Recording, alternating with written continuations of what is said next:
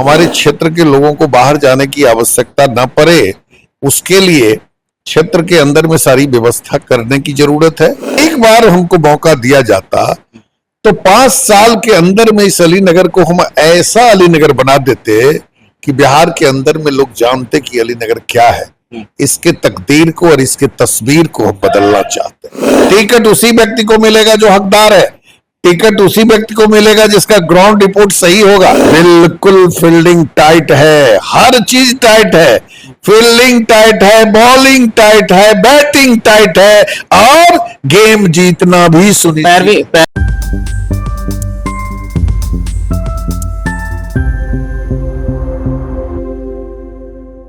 आप देखना शुरू कर चुके हैं एम राजा के साथ दरभंगा दर्पण। 2020 में चुनावी मैदान में उतरे और 2025 में तैयारी कर रहे हैं। राजद के बड़े नेता हैं। आज हम इनसे इनका परिचय के साथ साथ राजनीतिक सफर और चुनावी रेस को लेकर आज इनसे सवाल करने के लिए आ चुके हैं। तो सबसे पहले तो आपका स्वागत है दरभंगा दर्पण और टीवीएन न्यूज। बहुत बहुत धन्यवाद, आपका भी स्वागत है और आपके माध्यम से हमारे जितने दर्शक या श्रोता इस कार्यक्रम को सुन रहे हैं, सारे के सारे लोगों का स्वागत। अच्छा, सबसे पहले तो आप अपना परिचय दीजिए और राजनीतिक सफर की शुरुआत कैसे हुई इस पर चर्चा कीजिए। देखिए, जहां तक मेरे परिचय का सवाल है, मेरा नाम विनोद मिश्रा हुआ, घर घनश्यामपुर हुआ, प्रखंड घनश्यामपुर है, जिला दरभंगा है। विधानसभा 81 अलीनगर में हम लोग पढ़ते हैं। 81 अलीनगर से हम 2020 में चुनाव लड़े थे, राजद के प्रत्याशी थे। साथ ही साथ एक शिक्षाविद के रूप में हम शिक्षा के क्षेत्र में लगातार सेवा करते रहे हैं। हमारा बाल कल्याण पब्लिक स्कूल हमारे द्वारा स्थापित है, संचालित है, जहां से सैकड़ों हजारों बच्चे पढ़ लिख करके आज बड़े बड़े पद पर हैं। साथ ही साथ हम राजनीति से जुड़े रहे हैं, नीचे से ऊपर तक, पंचायत स्तर से लेकर के विधानसभा लोकसभा स्तर तक की राजनीति में सक्रिय रहे हैं वर्षों बरस से। अच्छा, 2020 में आप चुनावी मैदान में थे, राजद कोटा से आप चुनाव लड़े, कम अंतर से आपकी हार हुई, लेकिन उस हार का मुख्य कारण हम जानना चाह रहे हैं। देखिए, उस हार का मुख्य कारण है कि बहुत जल्दीबाजी में हम दल बदले। मुझे भी पता नहीं था कि मैं दल बदलूंगा। पहले हम भारतीय जनता पार्टी में थे, फिर आरजेडी में आए। मेरे पास वक्त की इतनी कमी थी कि हम अपने वेल विशर्स को मना नहीं पाए, लोगों से राय ले नहीं पाए। मात्र 12 दिनों में चुनाव हुआ। वक्त की कमी सबसे पहली बात थी। और दूसरी बात थी कि षड्यंत्र पूर्वक हमारे विरोधियों ने पिरहोली में एक कांड करवा दिया, जिसके चलते चुनाव कॉमनल बन गया, लोग भ्रमित हो गए और उसी भ्रम की स्थिति में मात्र 3101 वोट से हम हारे। मूल कारण यही है हमारे हार का। 2025 में फिर से आप चुनावी रेस में हैं और सबसे ऊपर आपका ही नाम है, तो हम ये जानना चाह रहे हैं कि आपका कुछ नया विजन क्या है जिसके माध्यम से लोग, यहाँ की जनता आपको वोट करे। देखिए, जहां तक मेरे विजन का सवाल है, तो सबसे तो पहली बात है कि मैं पढ़ने लिखने के बाद अपना संपूर्ण जीवन इसी क्षेत्र में, इसी शहर जमीन पर दिया और मुझे 1980 ईस्वी से इस क्षेत्र को राजनीतिक दृष्टिकोण से देखने का मौका मिला है। इस सुदूर देहाती क्षेत्र में एक ऐसे व्यक्ति की जरूरत है जो यहाँ की सच्चाई को जान सके, यहाँ के लोगों की समस्याओं को जान सके, क्षेत्र की समस्याओं को जान सके, लोगों के दुख सुख में खड़े रहे। और जैसे समय में परिवर्तन हो रहा है, हर चीज का आधुनिकीकरण हो रहा है, उसी तरह से एक विजन लेकर के, एक ड्रीम लेकर के, एक रोड मैप बना करके 81 अलीनगर विधानसभा, जिसमें 3 प्रखंड आता है, तारडी, अलीनगर, घनश्यामपुर, तीनों को सजाने और संवारने की जरूरत है। पलायन को रोकने की जरूरत है। हमारे क्षेत्र के लोगों को बाहर जाने की आवश्यकता न पड़े, उसके लिए क्षेत्र के अंदर में सारी व्यवस्था करने की जरूरत है। युवाओं को स्किल्ड बनाने की जरूरत है, युवाओं को एनर्जेटिक बनाने की जरूरत है, युवाओं का विजन कैसे अच्छा हो, युवाओं का चरित्र कैसे अच्छा हो, उसका कंडक्ट कैसे अच्छा हो, उसकी शिक्षा दीक्षा कैसे अच्छी हो, और किस तरह से आज का जो युग है उस युग के अनुकूल बच्चों को किस तरह से आधुनिकतम शिक्षा मिले और एक से एक अच्छे शिक्षण संस्थान की स्थापना यहां हो, जहां बच्चे तकनीकी दृष्टिकोण से, वैज्ञानिक दृष्टिकोण से आधुनिकतम शिक्षा प्राप्त करे, रोजगार से संबंधित समस्या उसके जीवन में नहीं हो, और वो इतना स्किल्ड हो कि वो जहां खड़ा हो जाए उसके जीविकोपार्जन की सुविधा सुख हो जाए, इसकी आवश्यकता है। तो हमारा एक ड्रीम है, हम अधिक समय नहीं चाहते, हम चाहते हैं बहुत सारे लोग बने, बहुत सारे लोग काम किए यहाँ विधायक के रूप में, लेकिन चूंकि हमने इस क्षेत्र को बहुत जड़ से देखने का काम किया है। जानते हैं 1985 ईस्वी में हम व्याख्याता के रूप में महाविद्यालय, जनता महाविद्यालय कोरथू में ज्वाइन किए थे, तो हम तब से लेकर के अभी तक इस क्षेत्र की समस्याओं को बहुत करीब से देखें। तो मेरा एक विजन है, हम चाहते हैं कि अगर यहाँ की जनता मालिक जो चाहेंगे होगा तो वही, उन्हीं की इच्छा से सारी चीज होगी।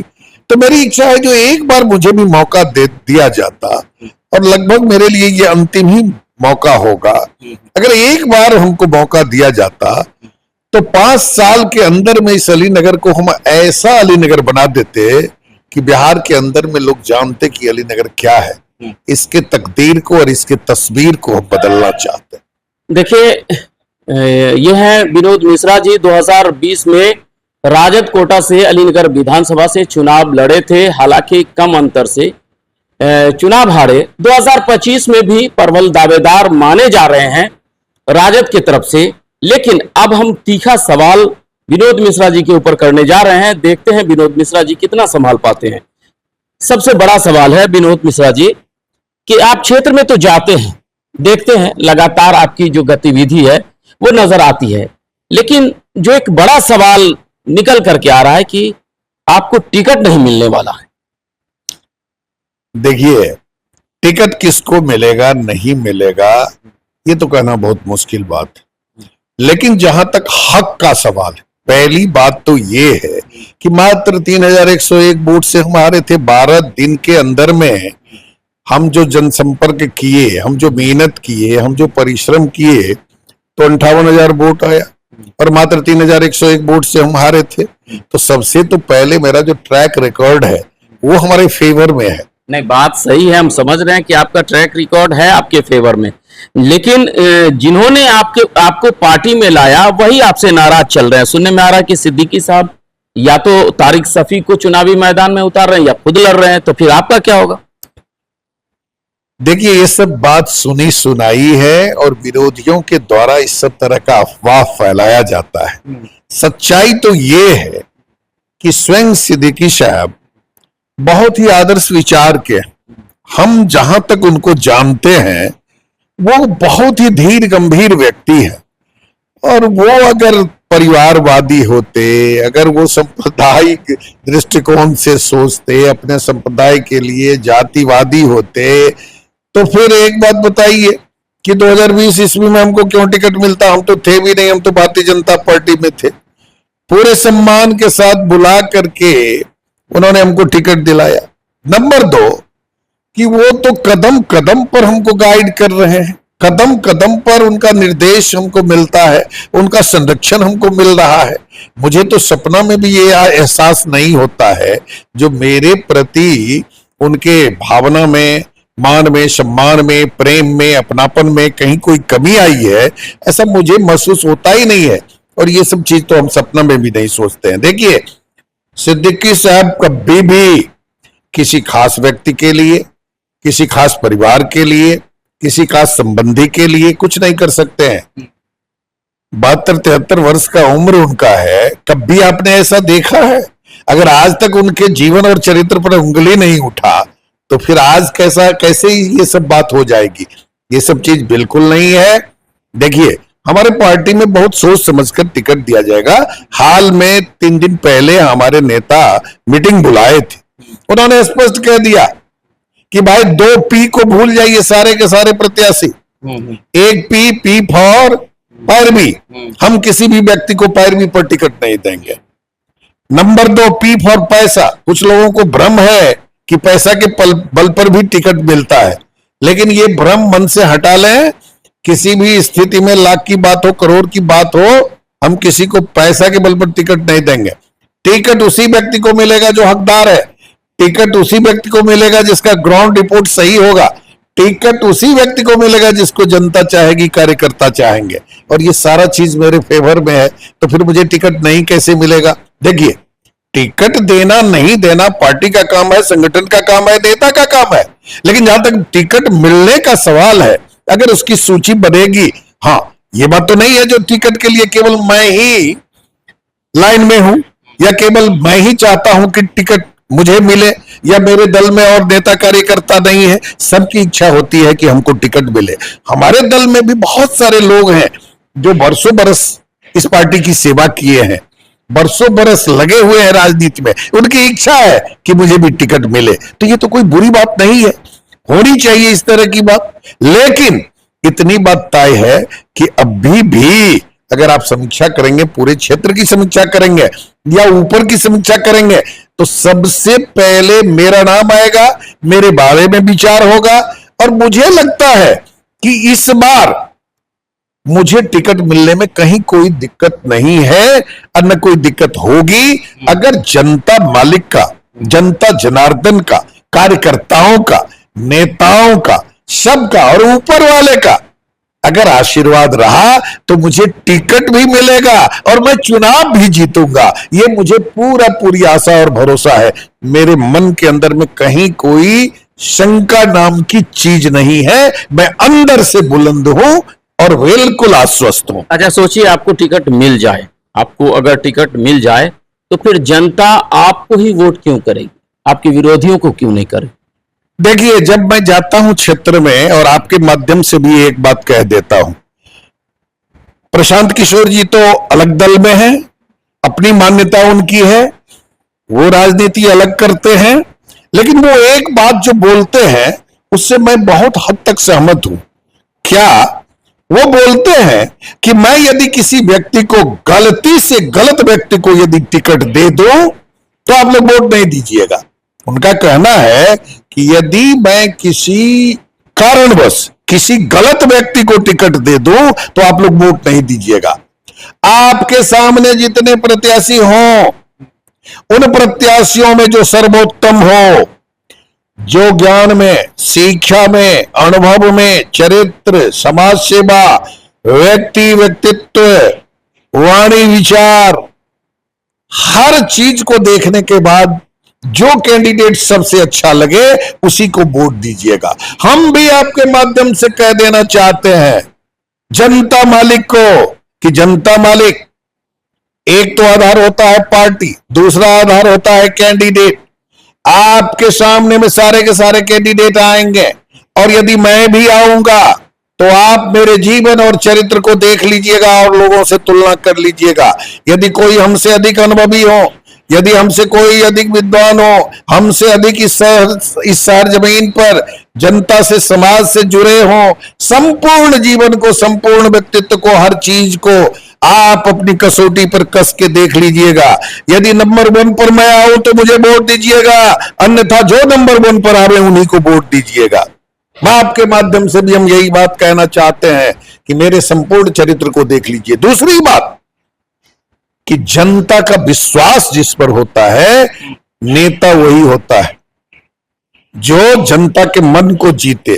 तो एक बात तो है, समाज के सभी वर्ग के लोगों से जो मेरा संबंध रहा है, मेरा जो जीवन और चरित्र रहा है, उस आधार पर मुझे भरोसा है कि पिछली बार तो लोग भ्रमित हो गए, नहीं समझ सके, हर चीज जल्दीबाजी में हुआ, लेकिन 5 साल में सारे लोग समझ गए हैं कि पिछली बार हम बहुत गलत निर्णय ले लिए। एक अच्छे व्यक्ति को, एक अच्छे व्यक्तित्व को, एक ऐसे व्यक्ति को जिसको हमको विधायक बनाना चाहिए, उसको हम विधायक नहीं बना सकते। इस बार आपकी फील्डिंग टाइट है। बिल्कुल फील्डिंग टाइट है, हर चीज टाइट है। फील्डिंग टाइट है, बॉलिंग टाइट है, बैटिंग टाइट है और गेम जीतना भी सुनिश्चित। पैरवी में तो ऐसा नहीं है आपके साथ कोई अंतर होने वाला? कहीं कोई नहीं, बिल्कुल नहीं। आपके माध्यम से मैं अपने फैंस को, वेल विशर्स को, वर्कर्स को और जनता मालिक को बिल्कुल आश्वस्त करता हूं कि कोई आपको कह दे तो आप भ्रमित मत हो। कोई कह दे कि फला को टिकट मिल रहा है, आप भ्रमित ना हो। मुझे अपने नेता पर विश्वास है, मुझे अपने संरक्षक पर विश्वास है, मुझे अपने संगठन पर विश्वास है कि कभी भी सामाजिक न्याय की इस पार्टी में मेरे साथ अन्याय नहीं हो सकता है और निश्चित रूप से हर फैसला मेरे पक्ष में आएगा। ये थे विनोद मिश्रा जी। इन्होंने कहा है कि मेरे साथ अन्याय हो ही नहीं सकता है और 2020 में कोई चूक हुई और समय भी कम था।